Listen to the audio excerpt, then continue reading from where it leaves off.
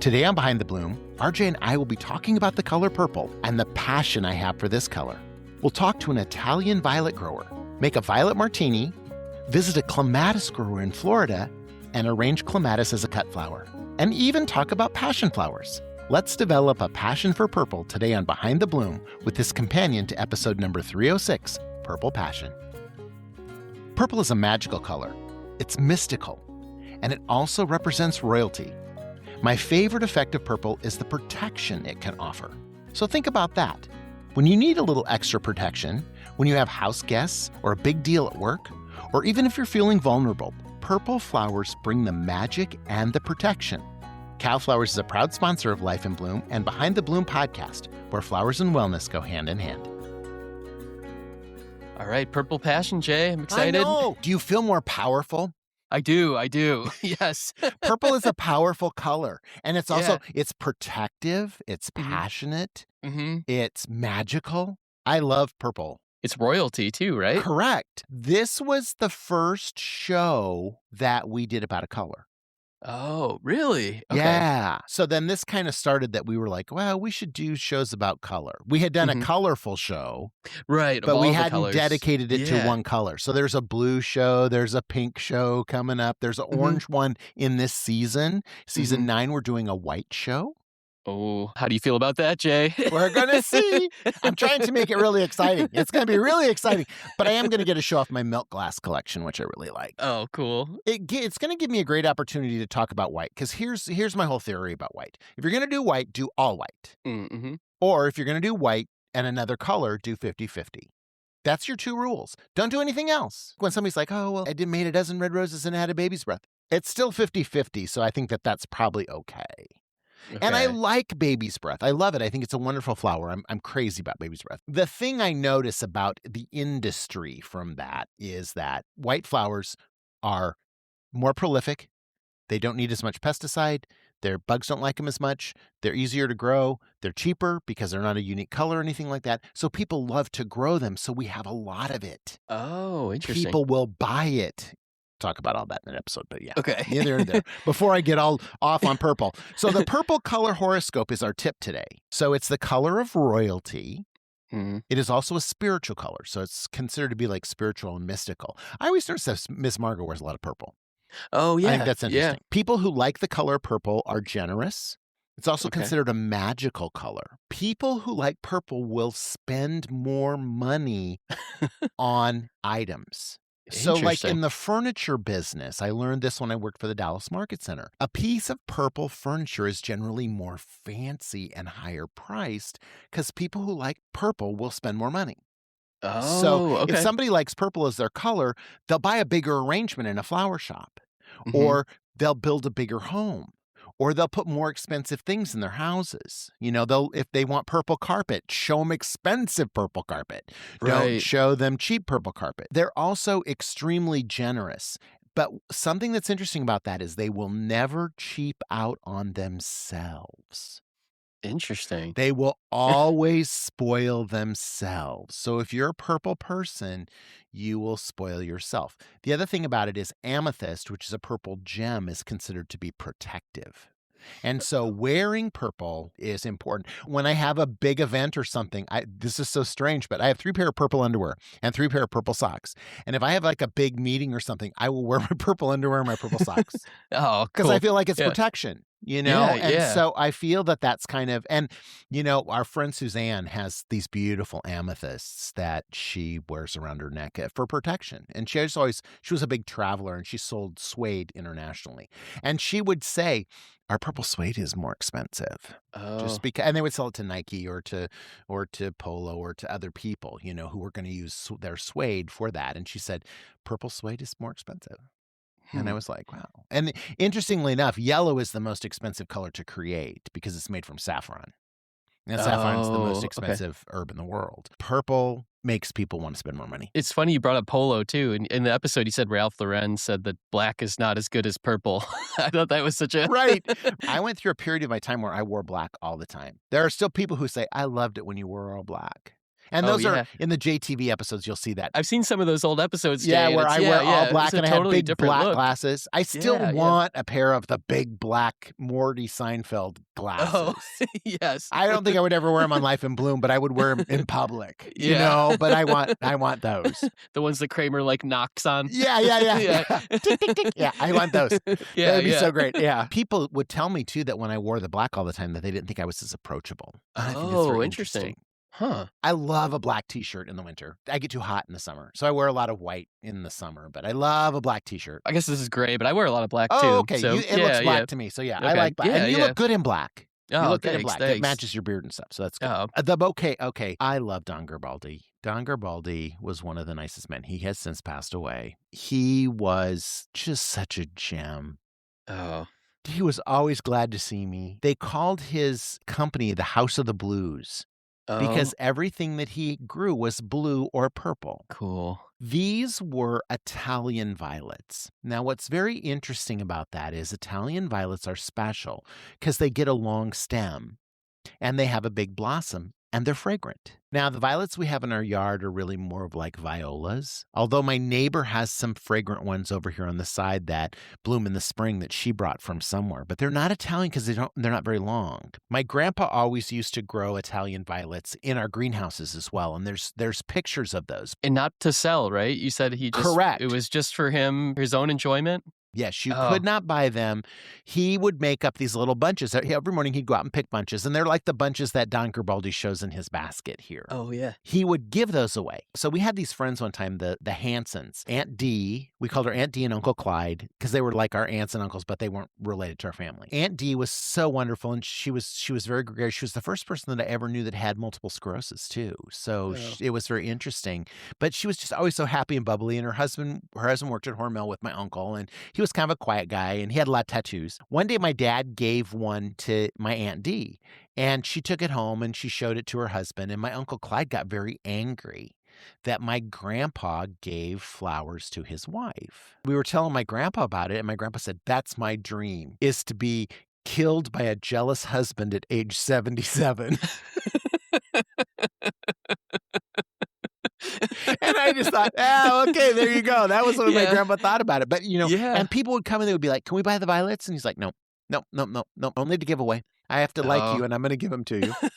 That was the thing with Don. And it was just like they were only available for a specific period of time. And he said, if I retire and my kids don't pick up the business, the violets will be gone. He retired, and his kids did not pick up the business. Oh, and no. He let them go. Wow. So he meant it. Yeah, He meant it, you know? Yeah. Was that a special kind of Italian violet then that he said he was the only one growing? So he was the only one in the United States growing them. But I guess Okay. I have friends who go to Italy and say that they will see the violets there and have smelled them. Okay. And it's an amnesic fragrance. So when you pick it up the first time and you smell it, you can smell it. Then if you bring it up to your nose again, you can't smell it. Wow. Your body blocks it out. Mm-hmm. And it's used a lot in perfume. Oh, okay. To make amnesic scents that you can smell once in a cologne and then not later on again, So, and I know, like, have you ever noticed, I don't wear cologne too much anymore, but I used to. I would notice that I couldn't smell it anymore. Right. That I couldn't smell it on me. Is that because it's amnesic or because it fades? I don't know. It's funny to think about because I would go through the same thing and I wonder if everyone else could smell. And I'm just like, Here was my ritual. I would put it on my neck and then I would spray it and walk into it. Oh, yeah. Mm-hmm. Well, I was getting all these skin tags and stuff on my neck, and I was getting the things that I have burned off my face all around my neck. My dermatologist said, "Do you use cologne?" And I said, "Yeah." And he said, "That's what's causing it." Really? And I was like, so I stopped. I don't have it anymore. I don't have it anymore. Yeah. It's all gone. And I was like, oh, interesting. So I don't know. I don't know. I'm not going to get into why I didn't wear cologne. That's a whole podcast. Okay. But I don't wear cologne anymore. And it's funny. I always said to Kelly, I said, "What cologne do you have on?" And he said, "Soap." Oh. And so I always say that I love that my husband smells like soap. So, he smells like soap. Yeah. I know that we'll talk about it in the credits, but everyone would call. I don't know if it's in this one. He says, I'll put up the original filming we did with him. Oh, okay. in the comments, Mhm. as a link in the comments. But he said, "Oh, the Clinton lady called him, and she wanted him for when what was Bill and Hillary's daughter's name?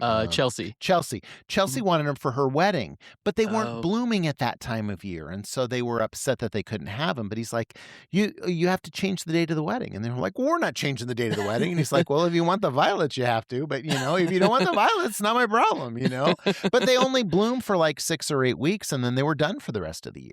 Wow. But he would sell to all kinds of, like, celebrities and stuff, right? Yeah, I think it was a big yeah. deal. It was a Yeah, really, yeah. really big deal. So Wow. let's make sure that I don't go over, because there is a story that goes with the credits as well. Okay. We had them in our greenhouse, and it was always really memorable when I would pick them up, and I would buy several bunches to give to people too. And it's Oh. one of those. It's like my little lily of the valley, handing them out to people. That's a great thing. Is people have this. There's memories that go with the flowers. And Yeah. that's a question I ask everybody so often is, what's your favorite memory of flowers? Mm. Sometimes they can't answer it, but if you get them talking, they'll come up with it. When I'm doing interviews on the road, I'll sometimes say it, and if they're like, I don't know, and I'm saying, okay, give us a little bit longer, and then we'll do it. And then I might catch it before we leave, and I'll be like, okay, that's your first memory of flowers, isn't it? And they're like, yeah, that's it. So it's true. We made the lavender martini. Yeah, so that was vodka that you infused? Yeah, there's a super big trick. I'll put the recipe down here for this. Right now, I'm infusing cucumber vodka upstairs because it's the brand new cucumbers this year, and it's the first green ones. And I peel them and I put them in there, and they sit in there for 2 days, and then I have my cucumber vodka. And I've done several gallons of it because we do cucumber gimlets all summer long. We love that. But with lavender, you have to taste. You have to continue tasting, and you put it in there, and it may be as short as 6 hours. Oh, that little. Okay. And then you pull it out. And Okay. as long as you're tasting it and it tastes like lavender and it's sweet, get those things out of there. Because Okay. it will sweeten the lavender. But if you go too long, it'll make it bitter. Oh, And okay. it changes the color. The color turns from lavender to brown. Oh, I was surprised there was so much color. When I saw you pour it, it had that nice, like, purple Yeah. to it, and I was like, "The Now, lavender." here's the other trick. I have a special cupboard in my house where I store all of my infused vodka. It is dark, and it's in the basement. Oh. Because color and heat will change the coloration and also change the flavor. Okay. So if you leave it sitting in the sunshine on your counter, you're going to have bitter lavender vodka. Mhm. It is interesting. I think they've kind of perfected it a little bit with a Hendrick's gin that has lavender in it, but it's really sensitive, and that's why their bottle is dark.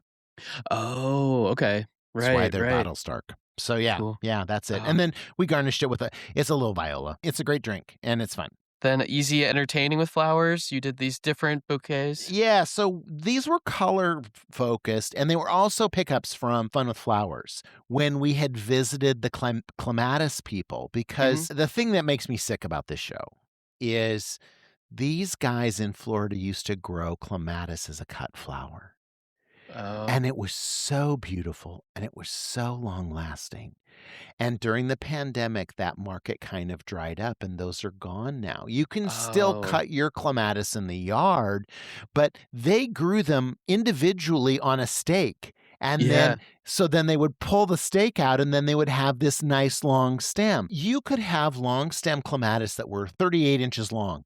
Wow. Every bloom would open up, and they would last a long time. And so I wanted to feature these two because we used the ornamental kale in it as well.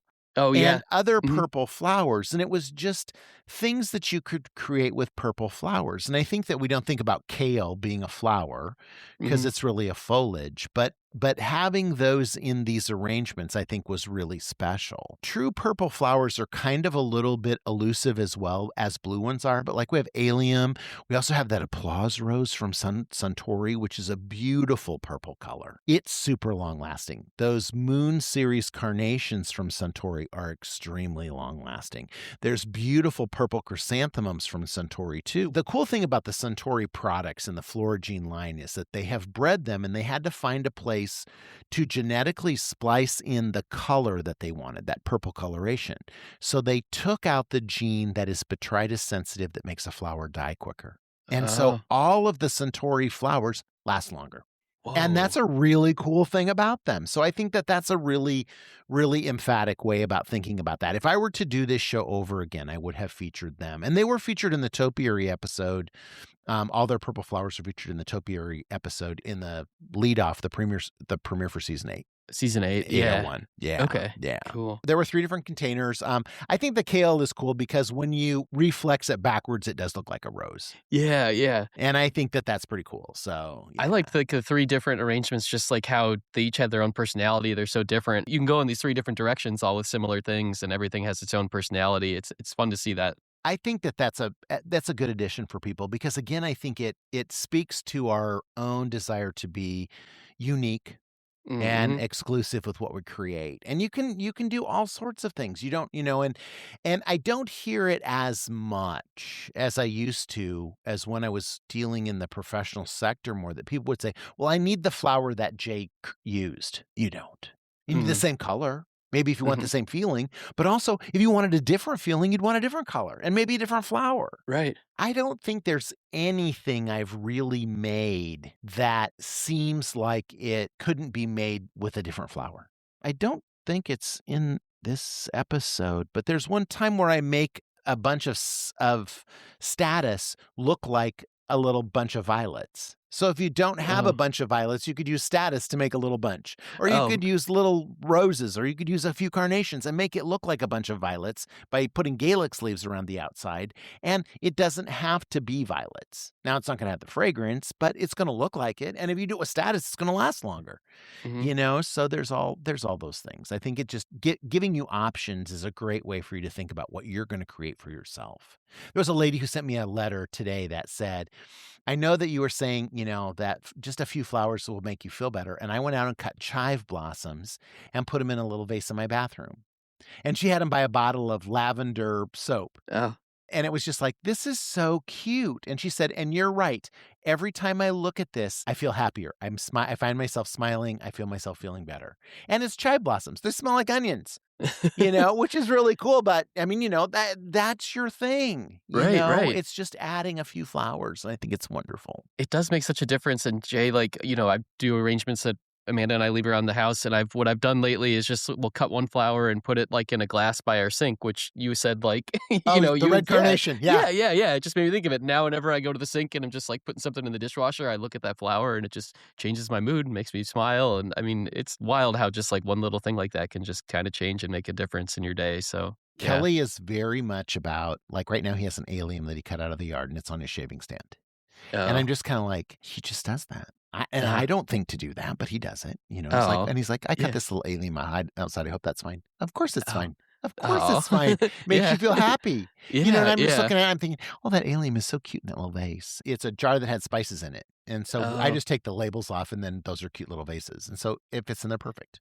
But I think that's true. It's just a great way to get it done. So we went to Roseville Farms in Florida, and I will put the link up. They were part of the Florida Foliage and Flower Tour. Oh. They still exist, and they still breed all the clematis that you will see anywhere you go, and you see a liner, which is a pot that is filled with clematis that you can plant in your yard, was probably grown at Roseville Farms.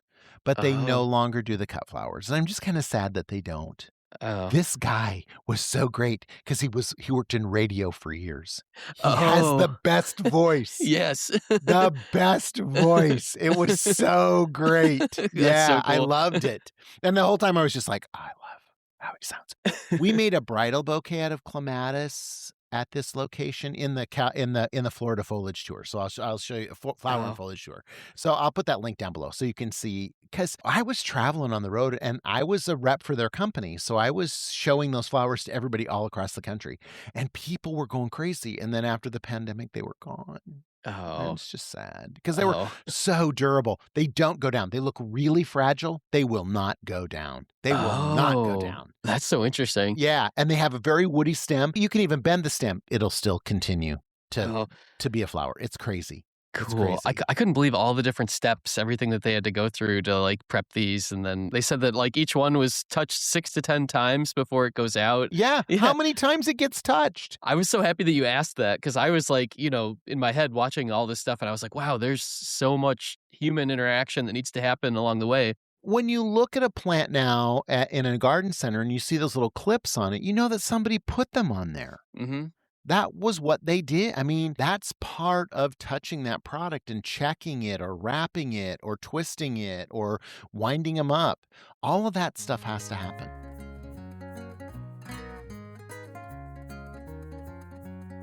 When it comes to flowers and increased vase life, I choose Chrysal Flower Food and have enjoyed the benefits for years, professionally and personally. My favorite product is Chrysal Professional 3. This formula feeds the flowers and helps control growth of bacteria in the vase. If you want to try Chrysal Flower Food products, visit their website, chrysalflowerfood.com. Look for the link in the podcast description. Use our special discount code UBLOOM10. That's the letter U, Bloom, 10, for 10% off your purchase.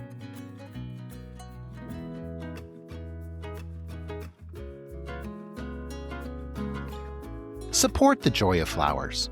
The Life in Bloom Foundation is a 501c3 nonprofit dedicated to flower education and inspiring a love of flowers in everyone. The foundation helps fund the production of Jay Schwanke's Life in Bloom on public television, making it possible for viewers across the country to enjoy the beauty and benefits of flowers. The foundation also provides free flower education to high schools, colleges, and floriculture programs through ubloom.com, helping students and future florists bloom in their own careers. Your donation in any amount makes a difference. Plus, all contributions are 100% tax deductible. If you'd like to help us continue sharing the power of flowers, visit the lifeinbloomfoundation.org to donate today. Thank you for your support. I like they talked about just how the buds pop open. They do. I want to see that. I know. It's like a pressure thing. And it will just all of a sudden be like, and it pops open. It's crazy. And I've only seen it once when I was at a show once, and I was waiting for something to happen, and I was sitting there and I was just like, wonder if one of these will actually pop open. I think you probably could see them outside, but I think you probably have to go out early in the morning if you have clematis in your yard and see them. We have a friend down the street, one of our neighbors, who has the most incredible clematis display. When we walk our dogs, I stop, and she has her windows open a lot because she likes fresh air, and I'll just stand there and applaud. Oh. And she'll come out and she'll say, "Stop it." And I said, "I am in love with your clematis. It's so pretty. It deserves applause." Oh. And she said that the secret to it is bone meal. Oh. She puts bone meal on it every winter. And it is in a teeny tiny, it's in one, you know how you have a cutout on a driveway where there's like a little square where they had some dirt, and that's where she has it planted. This thing is 7 foot tall and it's 3 feet across. Whoa. And it just has such a little amount of soil down there. And I'm just saying, she goes, "Put my bone meal in there." Wow. But check and see. I will check and see, and I will put down below here. I'll ask her, is either bone meal or blood meal? Oh, okay. I think it's bone meal, though, because I think of the commonality between daffodils and bone meal and tulips and bone meal. But I will put what it is down in the comments so that we're sure I'm giving you the right information. So, yeah.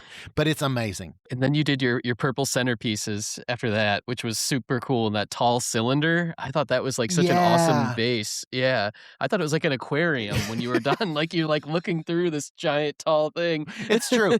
You know, Accent Decor used to send me so many big vases. And I finally one day I called a local florist and I said, "I have all these big vases." My other thing about it is I feel like that's really kind of unfair. I think that container was like $150 wholesale. Oh, wow. So nobody's going to have that vase, you know?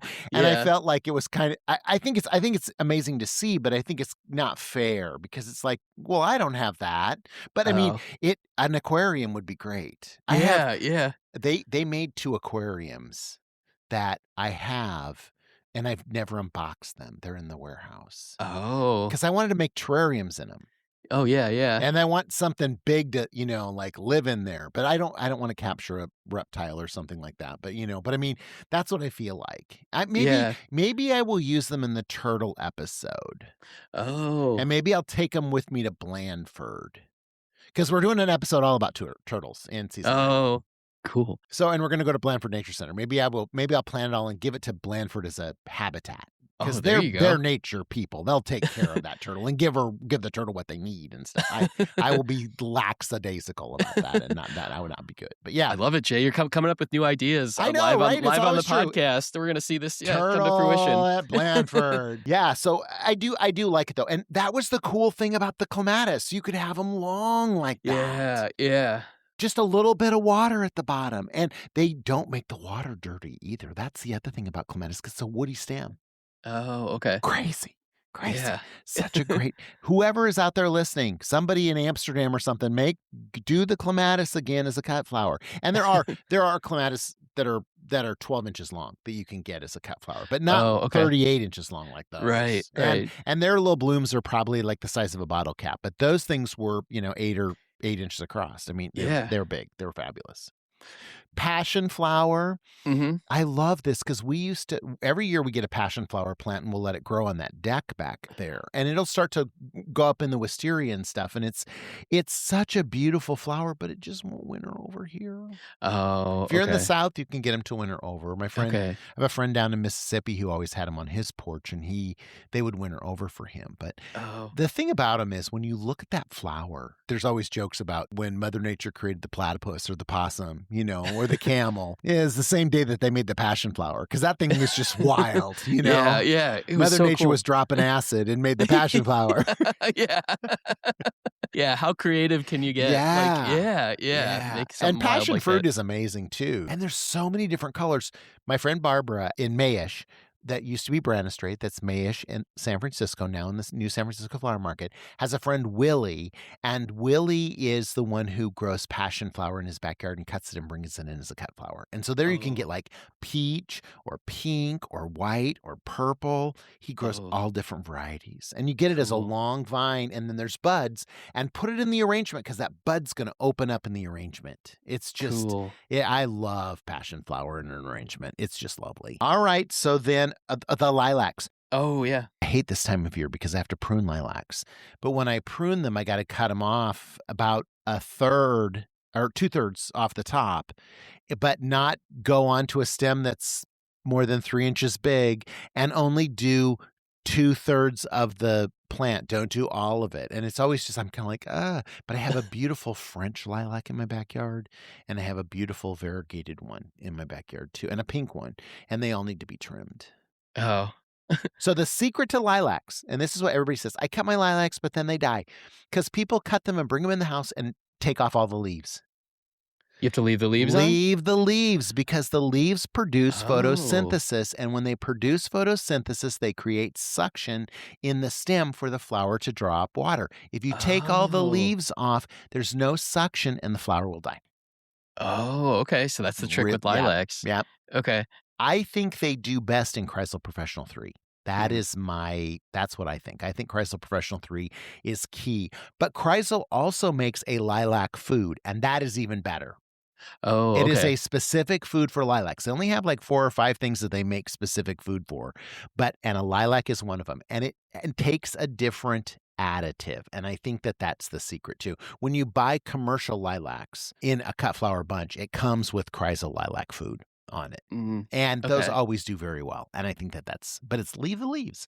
Leave the leaves. The arrangement that you did here, Jay, like, I couldn't believe you listed out all the different flower types as you were going. And it was like, I wrote them all down because I was like, this is awesome. But I can't believe how many different flowers you tied in all to this arrangement. So the interesting thing about this container too, this was the container. I have 2 of these. They're purple, and I use them for my father-in-law's funeral. Oh. And so they're very special containers. And that was why I made this arrangement, was I wanted to use that container on this show as an homage to him. But I also like how purple and yellow look together. They are complementary colors. All of this stuff came from my friend Barbara. And at this point in time, it was Barbara. Barbara was at Brannan Street. It's the same place now. She's still at the same place, but it was purchased by Mayesh San Francisco. And so all of these items are things you could get from Barbara. The lilacs, the yellow peonies, the blue plurum, the pincushion proteas, the scented geranium, all of that stuff came from her. And Oh, cool. you will see her. She's in our episode. She's in season 8. She's also in our new cold chain video. Everybody's been requesting that we do a podcast about the cold chain video. So we're going to have to put that on our docket too. So Oh, that we do okay. one about Cool. We did a PSA for the flower industry about the cold chain for flowers and how important it is. But we're also adding it to season 9 so that the regular consumer, the person who buys, the general public will understand why keeping flowers cold is so important before they get to you. Okay. So it's not important when you get them home, but you will get the longest space life if they're kept cold for that entire duration. And a 3 to 6 degree variation will cut 2/3 of the flower life of your flower. Oh, wow. So It's a big deal. And I think that because people on social media know everything, they are forgetting why the cold chain is important. And that was why we made this video, was because my friend Cammie came to me and said, there are so many new people in the flower industry who don't know about the cold chain and don't think it's important. Oh. And so it was, all the studies were done by Dr. George Stabi at Ohio State University. And it's a long-standing research project that is essential that it gets used. And it's a community effort. Every step of the way, there are pieces for the cold chain. And so we're going to do a podcast about that. So I put that in my notes as well. But yeah, so there's so many things in this. And purple and yellow cause the same excitement that red and green do. Oh, yeah. Or that orange and blue do. Those are the three complementary colors. And so I think this arrangement is exciting when you see that yellow and the purple together. Yeah. It's fun. So then just the last thing was in the credits, Don talking about all the different. Okay. So Elizabeth Taylor one time got 600 bunches for her birthday party because she has violet eyes. Oh. She does have violet eyes because I sat next to her one night at a flower convention. Okay, so here's the story. The story. Yes. My dad was the president of the Society of American Florists. There was a gentleman who was the association director of the Society of American Florists. His name was John Walker. And John Walker had a very interesting history in Washington. He was Harry Truman's Secret Service agent. Oh, wow. And when you go to the Truman Library, there is a huge picture of Truman walking down the steps of the White House, and John Walker is right behind him. And so then when John Walker retired from the Secret Service, he became an association executive for the flower industry. And he was so good at it and so helpful and so supportive that there is now an award called the John Walker Award that they give to association executives who are exemplary in their field of association executiveness.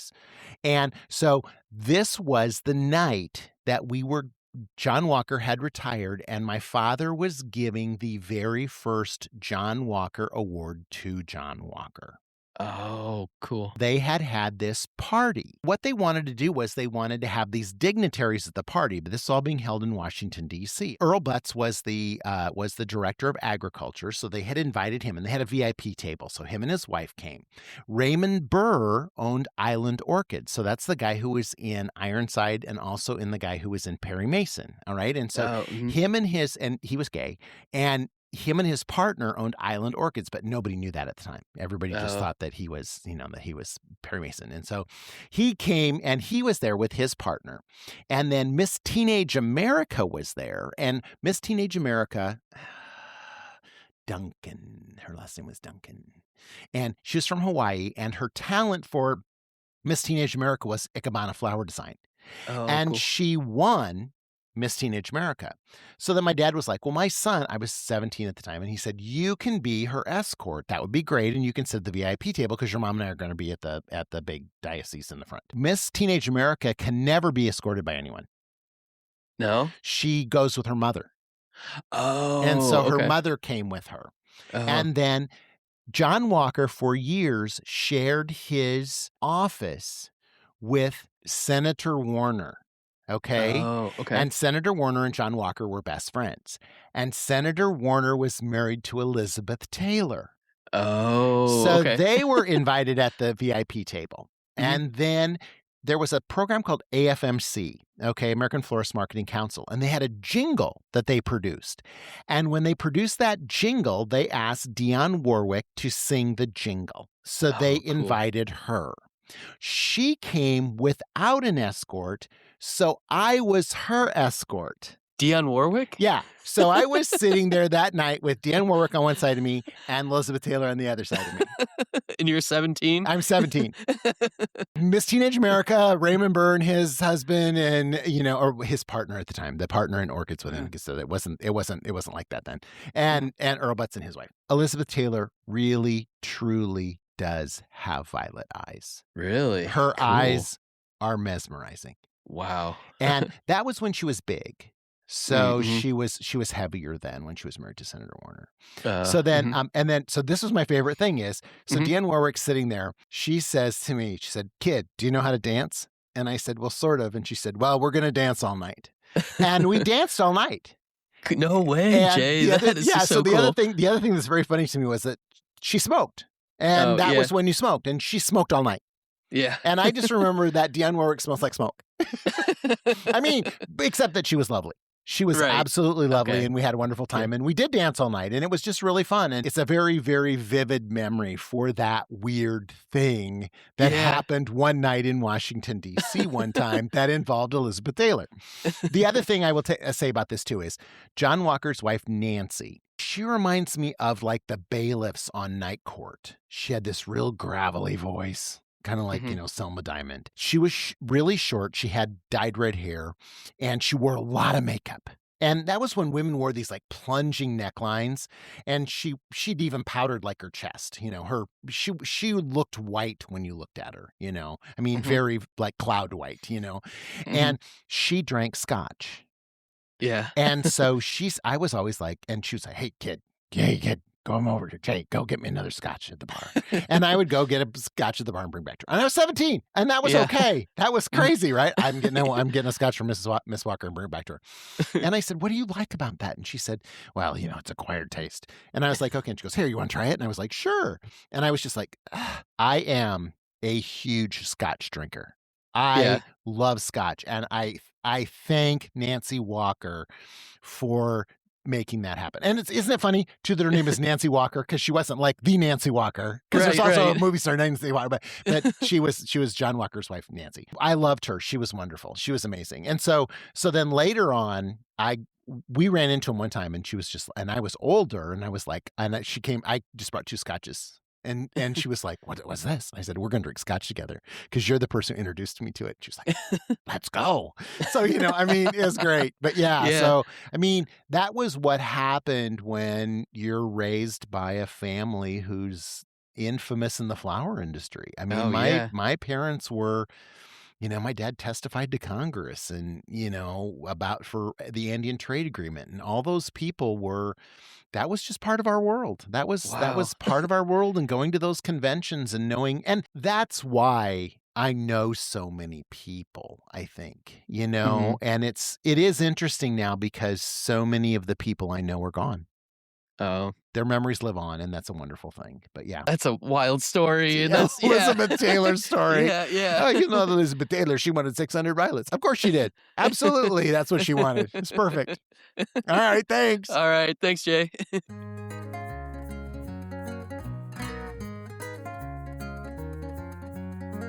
Thanks for joining us this week on Behind the Bloom podcast with Jay Schwanke and RJ Poole. If you loved what you heard, be sure to follow or subscribe so you never miss an episode. And share it with a friend to help us spread the joy, one bloom at a time. Thank you for taking the time to slow down with us. And hopefully you left feeling a little lighter and inspired to try something new. Make sure to join us next week for a brand new episode. Thanks for being here with us, Behind the Bloom. Hey, just one more thing. If you love flowers, you've got to check out ubloom.com. It's the online home of Jay Schwanke's Life in Bloom, where you can stream every episode for free. Plus, you'll find Behind the Bloom videos, my blog, show recipes, and so much more. There's also a massive video archive, over 1,800 how-to videos, flower farm documentaries, and even my very first series, JTV. All Life in Bloom episodes, exclusive web content, and farm documentaries are totally free. Just sign up with your email. And if you're ready to dive deeper, there's a paid subscription option that unlocks the full library of how-to videos. Everything from creating bridal bouquets to centerpieces, corsages, and more. tons of content to explore. You're going to love it.